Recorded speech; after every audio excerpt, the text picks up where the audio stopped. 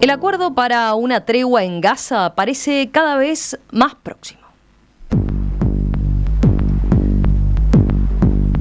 Los equipos negociadores, señala El País de Madrid a esta hora, se encuentran justamente allí en Gaza, se encuentran en la capital catarí, en Doha, para intentar justamente ultimar un detalle de un plan que ponga fin a la guerra en la franja antes de la investidura del nuevo presidente de Estados Unidos, Donald Trump, el próximo 20 de enero.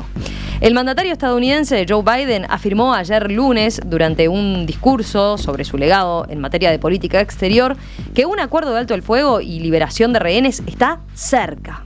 Se espera que hoy el secretario de Estado de Estados Unidos, Antony Blinken, presente un plan posguerra para la franja, según adelanta, por ejemplo, el medio Axios. Diversos medios informaron que ayer Israel y Hamás recibieron un último borrador del acuerdo por parte de los intermediarios cataríes, esto tras una larga noche de negociaciones del domingo al lunes.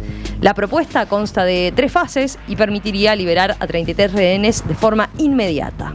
Hamás ha manifestado que considera posible llegar a un acuerdo inicial de tregua en los próximos días. Israel, por su parte, ha dicho en boca de su ministro de Exteriores que las negociaciones para un pacto que permitan la liberación de los rehenes están avanzando. Bueno, ¿cómo se está dando este acercamiento entre las partes? ¿Qué rol está jugando el equipo del presidente electo Donald Trump? Vamos a conversarlo en los próximos minutos con Ricardo Barbosa, capitán de navío retirado, licenciado en Relaciones Internacionales, docente y parte del equipo de La Hora Global, aquí en Radio Mundo. Ricardo, ¿qué tal? ¿Cómo estás? Un gusto saludarte, como siempre. Buen día, Romina, buen día, Gastón, buen día, audiencia, y feliz año nuevo para todos. Lo mismo para ti. Ricardo, a ver, otras veces se ha estado cerca, ¿no? de un alto al fuego y bueno, y finalmente después de muchos anuncios, de muchas especulaciones, termina fracasando. ¿Esta vez crees que es distinto? No creo que sea distinto. A ver, el último acuerdo que se cumplió y que se sigue cumpliendo son los acuerdos Camp David del año 79 con Egipto. A partir de ahí, todos los acuerdos, territorios por paz, paz por paz, rehenes por paz, al final ninguno se termina cumpliendo. Pero específicamente en esta guerra se viene negociando, hubo esa tregua al mes de empezar la guerra y después no se ha podido otro alto al fuego, ¿no? Un bando o el otro se terminan yendo. Esta vez parecería que sí, que por lo menos va a haber una tregua. Tregua, la última, en este año. A ver, lo que hay que arrancar, vos cuando sos negociador, estás en una posición de negociación, tenés que ver qué posición de fuerza tenés con respecto al otro. Obviamente que un año después, el posicionamiento de Israel es completamente diferente al posicionamiento que tenía Hamás hace un año cuando empezó esto el 7 de octubre. Hubo negociación, hubo entrega de rehenes, pero también no nos tenemos que olvidar que hubo rescate por parte del ejército israelí de rehenes, rescate de cadáveres y también muertos por propio fuego, o sea, por los mismos israelíes. Todo esto lleva a que hoy la situación de Hamás es muy diferente. Se habla por parte del lado israelí que le quedarían 2 batallones. 2 batallones, estamos hablando de alrededor de 1.600 efectivos, y está la Yihad Islámica con 500, 400, 500 más, pero también se sabe por el lado israelí que el hermano de Ismael Yihad, el líder de Hamás que fue muerto, está reclutando adolescentes entre 14 y 16 años para seguir el combate dentro de Franja de Gaza. Entonces todos esos componentes se incorporan al acuerdo, porque en este acuerdo la diferencia que hay con los anteriores es que el primer ministro a los delegados le está dando más posibilidad de negociación que antes no tenía, porque antes había establecido un objetivo político que era ocupar Franja de Gaza y tratar de eliminar militarmente a Hamás, y aparte están participando integrantes de los servicios de inteligencia exterior, interior y del ejército israelí. A su vez también hay un delegado de Donald Trump, o sea que la administración Biden, que ya está quedando en los últimos días, ya está pasando la posta al nuevo presidente. Entonces, todos estos elementos hacen que la negociación, hoy dicen que hay un 90% de probabilidades de que salga. pero no es la primera vez que se ha llegado hasta un 90% y al final no termina saliendo. Se está hablando de que en 48, 72 horas, si no se firma el acuerdo, que básicamente el acuerdo sería el viejo acuerdo que empezó hace un año de 3 fases de entrega en una parte humanitaria, de cambio de rehenes y una decisión que es la más difícil, si se retira Israel o si hay un cese de fuego. O sea, si la diferencia ahí es si hay un impasse o si Israel se va. O sea, sería un paso mucho más de final de la guerra en sí, digamos. Cualquier negociación, cuando vos estás en una situación militar, tenés que pasar a lo que se habla en el derecho internacional, el status quo in bellum. ¿Qué quiere decir? El congelamiento de las posiciones y de las acciones de los dos bandos, para poder hacer lo que vos estableciste en el acuerdo, que en este caso va a ser cambio de rehenes por prisioneros, que eso también, a diferencia de otros acuerdos, el delegado de prisioneros palestinos en las cárceles israelíes está en Doha también, que es el que tiene los listados de quiénes son los que están prisioneros y los que están más que nada con cadena perpetua, que son los principales líderes de Hamas. Y después tenés cuántos rehenes van a entregar, cuántos cadáveres van a entregar, qué cantidad van a entregar, porque se habla entre 25 y 35 rehenes o intercambio y después una cantidad de muertos, porque vos no te olvides que a partir de que Hamas no tenga ningún rehén, pierde el escudo de protección que supuestamente tiene contra el ejército israelí. Es lo que tiene para negociar. Lo único que tiene para negociar, fíjate, un año después estamos hablando que las oficinas en Doha no hay ningún dirigente porque los mataron cuando salieron de Qatar, porque no te olvides que Qatar es aliado de Estados Unidos, es el principal proveedor de gas y la principal base militar en el extranjero de Estados Unidos está en Qatar por un tema geopolítico de abastecimiento de gas y de petróleo. Entonces, Israel no actúa dentro de Qatar. Pero cuando han ido a Irán, cuando han ido a Irak, cuando han ido al Líbano o a Siria, los dirigentes de Hamas, como pasó cuando fue la masacre 72 en Múnich, el Estado de Israel los busca para eliminarlos y lo ha logrado. Entonces, por ese lado ya no tiene fuerza. Militarmente, de los famosos 30.000 efectivos que tenía, hoy le quedan 1.600 que viven abajo de la tierra porque prácticamente son detectados y son eliminados. Y lo único, vamos a decir, que tiene más a favor es que en Cisjordania tiene un apoyo más grande de la población, en Franja de Gaza tiene un apoyo de la población alrededor de un 40%, y la debilidad que tiene Israel es que es un Estado democrático, y al ser un Estado democrático, la presión de la población sobre los dirigentes políticos, en este caso los familiares de los rehenes, puede ser fuerte como para que cambien de posición. Llegaste a comentar algo de cómo sería este acuerdo, es en 3 fases, ¿no? Sí, se está hablando de el acuerdo que se había planteado ya hace como 10 meses, 3 fases, unos hablan de en 42 días, otros hablan de la retirada completa del ejército de Israel de la Franja de Gaza, que lo veo muy difícil, pero las 3 fases serían, la primera sería intercambio de personas, una fase humanitaria que se le llama, donde ancianos, niños y algunos cadáveres serían cambiados por prisioneros palestinos. Después vendría una segunda fase que ya sería el cambio de prisioneros por rehenes, y la tercera fase, que es la más discutida, si el Estado de Israel sigue ocupando Franja de Gaza o se retira, o si este acuerdo dura 42 días y después se reinician los combates, o es la retirada definitiva del Estado de Israel.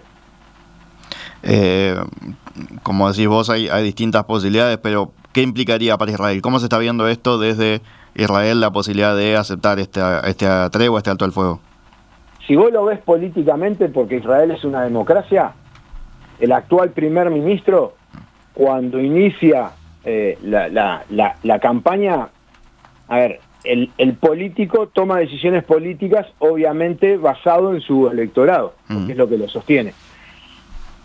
En un principio hubo una crítica muy grande por el ataque del 7 de octubre, al día de hoy, si hubiera elecciones al día de hoy, el primer ministro tendría 3 diputados más ganado a través de las acciones que realizó durante todo este año en todos los distintos enfrentamientos. Entonces la política de Israel va dando resultado políticamente. ¿Cómo fue? Repetilo, Ricardo. Claro, porque vos en el Estado de Israel vos tenés una cámara única, que son todos los diputados, que es un circuito único en todo Israel. Entonces cuando hubo las últimas elecciones, el actual primer ministro obtuvo 2 diputados más, o sea, casi un 50 por 52 a 48, una cosa así. Un año después, hoy, por los sondeos de opinión, él tendría 3 diputados más, o sea, le sobrarían 5 diputados para mantener el gobierno. ¿Qué es esto? Es que hubo gente que cambió de opinión y está apoyando las acciones del actual primer ministro. El problema que tiene esto, que lo hablamos con Emiliano cuando empezó los problemas allá por el 10 de octubre, es que en el planteo original no hay un planteo de qué va a pasar después de que sea derrotado Hamás. Vos en cualquier acción bélica siempre planteás el después, porque si no te encontrás con una situación que no sabes manejarla. Y este después no está planteado. Es algo de lo que se viene hablando, ya lo hablaron ustedes en ese momento y se siguió hablando y sigue sin estar claro, ¿no? ¿Cuál es el plan de Israel para claro, después de la guerra? La administración Biden quiere plantear algo con Blinken, con el ministro de Relaciones Exteriores, quiere plantear una salida. Pero esa salida yo leía eso en la introducción, ¿no? Ahí va, pero esa salida de Estados Unidos no es de Israel y no refleja las fuerzas políticas de un Estado democrático como Israel, que hoy la gran mayoría está de acuerdo con lo que está haciendo el primer ministro, y hay un componente muy grande, casi de un 25%, que son grupos radicales israelíes, los cuales entienden que los territorios tienen que volver a ser ocupados, porque no hay que olvidarse que en el 2005 Ariel Sharon, primer ministro de la época, elimina, tira abajo, destruye los 31 kibbutz que había en la Franja de Gaza y se retira el pueblo israelí de la Franja de Gaza para que sea autoadministrada por la Organización de Liberación de Palestina. Entonces, esto, como los acuerdos de Oslo, de Madrid, todo un montón de acuerdos que llamaban Tierra por Paz, que no han resultado, la mayoría de la población hoy entiende que tendría que ser ocupado otra vez, administrado por Israel para evitar las amenazas, y por eso es que en la ronda de negociaciones está Egipto, porque Egipto es el país fronterizo a la Franja de Gaza de Israel en el Sinaí, el cual no acepta a los palestinos, que es otro problema. Sí, un conflicto con 1 millón de aristas. Pero en fin, cuando charlaba antes con vos me decías que había quienes lo veían como un acuerdo de fracaso, ¿no? Dentro de Israel, este cese al fuego. No te olvides que el sistema democrático israelí es parecido al sistema, es igual al sistema parlamentario europeo, o sea que son coaliciones de partidos que votan a un primer ministro y lo sostienen. Los partidos de extrema derecha, el cual tienen 2 ministros, el ministro de Finanzas, el ministro de Relaciones Exteriores, y de derecha el ministro de Defensa, hablan de que es un acuerdo de fracaso. ¿Por qué? Porque ese acuerdo implica de que te obliga a negociar al nivel de Hamás. Porque esto parte a lo largo del tiempo se ve como error histórico, que fue el cambio de un soldado en el 2008 por 1.000 prisioneros palestinos. Y a partir de ahí se creó la idea de que capturando israelíes se puede cambiar por palestinos. Entonces, para estos grupos, para estos partidos políticos, ellos entienden que esta negociación es un fracaso, pero por el otro lado tenés todos los familiares de los rehenes y todos los partidos que no pertenecen al partido de gobierno que apoyan la negociación. El problema es qué va a pasar después, porque lo que ha sucedido sistemáticamente es que cada negociación ha sido boicoteada, la mayoría por los bandos musulmanes y algunas veces por algunos grupos israelíes. Ricardo, para ir cerrando, ¿qué rol tiene la Asunción, o cómo está jugando, cómo está incidiendo en esta negociación y esta posibilidad de que se llegue a un acuerdo la asunción de Donald Trump. Vos hablabas de que, claro, hay representantes de los dos gobiernos, ¿no? Del saliente Biden y de lo que va a ser el gobierno de Donald Trump. Pero, ¿de qué manera está incidiendo ese factor en particular? La negociación, normalmente, los que se dedican a este tipo de temáticas lo pueden encontrar en lo que llaman teoría de juegos. Y las teorías de juego lo que plantean son teorías de cómo relacionarse en la negociación. El grupo Hamas está sostenido por Qatar, pero a su vez está sostenido por Irán. Irán, en el periodo pasado, cuando tuvo Donald Trump, no le fue muy bien. Y Donald Trump viene con un discurso para la interna de Estados Unidos de su capacidad negociadora de resolución de problemas en lo que se llama en teoría de juegos el madman, o el hombre loco, o el hombre imprevisible. ¿Qué quiere decir esto?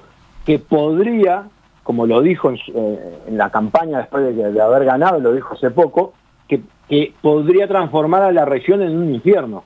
¿Y la región quiénes son? Y estamos hablando de Irán, estamos hablando de los rebeldes hutíes, estamos hablando de Hamas, Hezbollah, y hoy cayó Siria. Entonces podría tener un accionar no previsto, y Estados Unidos es el único país del mundo que tiene determinado armamento, que son unas bombas de 13 toneladas y los aviones para transportarla, para poder atacar búnkeres subterráneos y lugares de desarrollo nuclear en Irán. Podría llegar a presionar de esa manera. Entonces, para muchos, están interesados que esto se resuelva antes del 20 de enero, y para parte del gobierno israelí prefieren que se resuelva después del 20 de enero porque el apoyo va a ser mayor al grado del apoyo de la posibilidad de instalar kibutz dentro de la Franja de Gaza, que hoy el gobierno demócrata de Biden no lo hace. Trump supo estar muy alineado con Netanyahu y con, por ejemplo, por la instalación de la embajada de Estados Unidos en Jerusalén, ¿no? Como rompiendo con tradiciones de la diplomacia occidental. Por eso yo te decía que... En su gobierno, en su primer gobierno, ¿no? Claro. Trump lo que hizo en su periodo fue romper la previsibilidad, claro, para ser un negociador impredecible. Y el ser impredecible implica de que no tenés capacidad de medir la respuesta de lo que va a ser si yo hago algo. Ricardo Barbosa, capitán de navío retirado, licenciado en Relaciones Internacionales, docente y parte del equipo de La Hora Global aquí en Radio Mundo. Ricardo, gracias como siempre, nos mantenemos en comunicación y vamos a estar atentos, por supuesto, a las novedades que puedan surgir entonces en esta jornada o en las próximas, seguramente, dado lo que se está anunciando. Un abrazo. Claro, te agradezco mucho y que tengan buen día. Chau, chau.